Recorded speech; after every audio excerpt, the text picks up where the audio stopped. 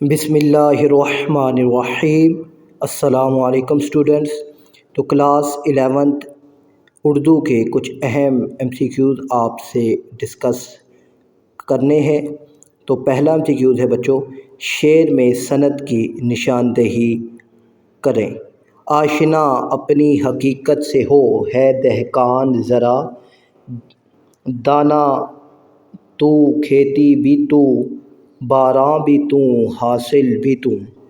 اب اس میں کون سی صنعت ہے؟ تو اب یہاں پر یہ دیکھیے تو یہ بار بار لفظ آ رہے ہیں۔ تو وہ صنعت جس میں لفظوں کی تکرار ہو، لفظ بار بار دہرائے جا رہے ہوں، تو اسے صنعت تکرار کہتے ہیں، ٹھیک ہے۔ اور صنعت تلمی وہ صنعت ہوتی ہے جس میں کسی تاریخی واقعے کی طرف یا قرآنی آیت یا حدیث کی طرف اشارہ کیا جاتا ہے۔ اور رعایت لفظی، اب رعایت لفظی یہ شاعری اور نثر دونوں میں استعمال ہوتی ہے۔ اب اس میں ہوتا کیا ہے کہ اب لفظوں کی مناسبت سے ایک ایسی دلچسپ صورتحال پیش کرنا کہ جو پہلے نظروں سے غائب ہو، جو پہلے ہم نے نہ دیکھی ہو، ٹھیک ہے۔ جیسے بی اور اب رعایتی لفظی آ جائے گا BA، ٹھیک ہے۔ اور مبالغہ آرائی وہ صنعت ہوتی ہے جس میں ایک چیز کو بہت زیادہ بڑھا چڑھا کر بیان کیا جاتا ہے، ٹھیک ہے، بہت زیادہ بڑھا دیا جاتا ہے کہ۔ اور ایک اور ہوتی ہے بچوں صنعت تعلی، ٹھیک ہے۔ صنعت تعلی اور صنعت مبالغہ میں بچے فرق نہیں کر سکتے۔ تو مبالغہ میں کسی چیز کو بہت زیادہ بڑھا دیا جاتا ہے، اور صنعت تعلی میں ایک چیز کی بڑھائی بیان کی جاتی ہے، ٹھیک ہے۔ اور دوسرا MCQ ہے دیے گئے اجزاء میں ترکیب لفظی ہے۔ تو اب آپ نے ترکیب لفظی بتانا ہے۔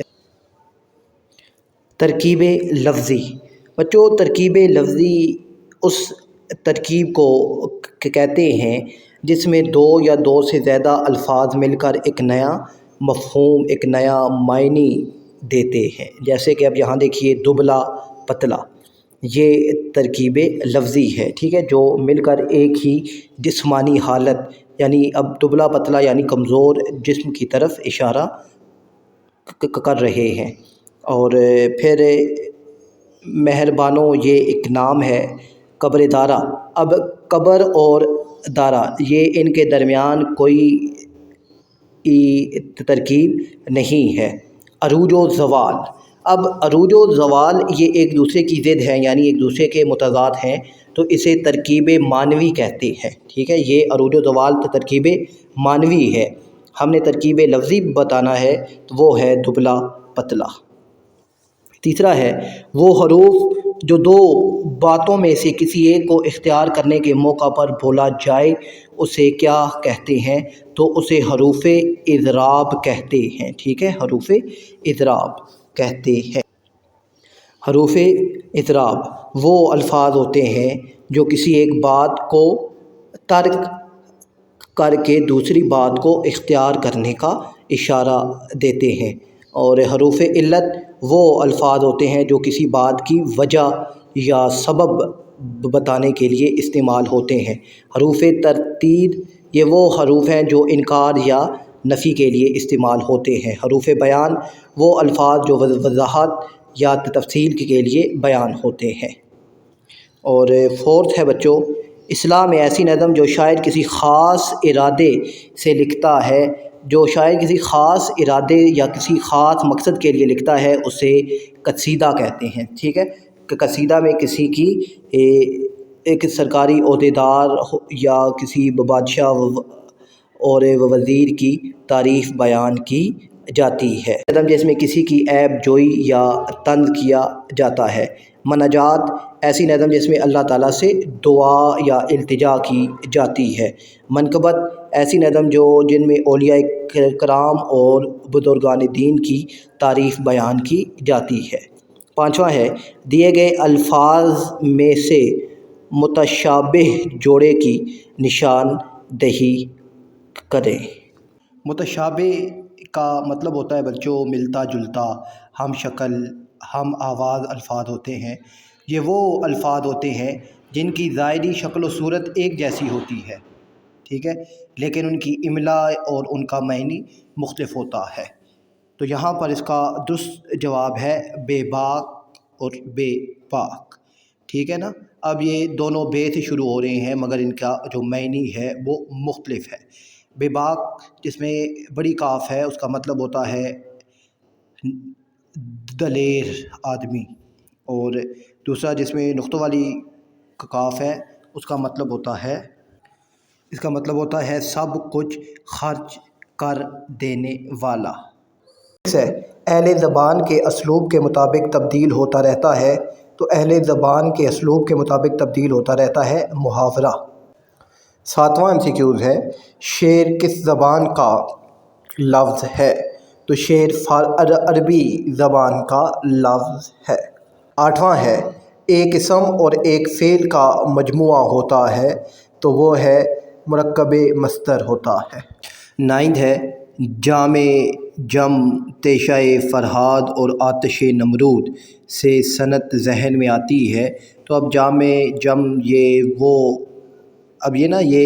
تلمیحات ہیں، اور اب ان سے ایک پورا واقعہ ذہنوں میں آ جاتا ہے۔ جام جم یعنی وہ پیالہ جو بادشاہ جمشید کے پاس تھا جس میں وہ پوری دنیا کے راز دیکھتا تھا۔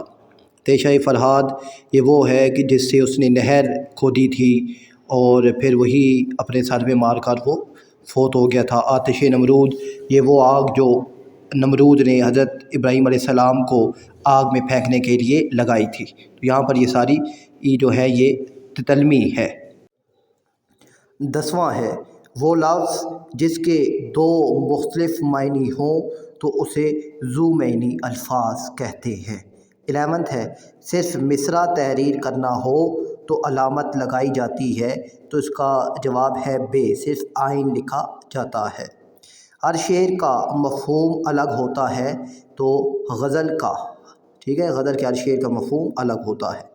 شعر کے دوسرے مصرعے کو کیا کہتے ہیں؟ تو شعر کے 2 مصرعے ہوتے ہیں، پہلے مصرعے کو مصرع اولیٰ اور دوسرے کو مصرع ثانی کہتے ہیں۔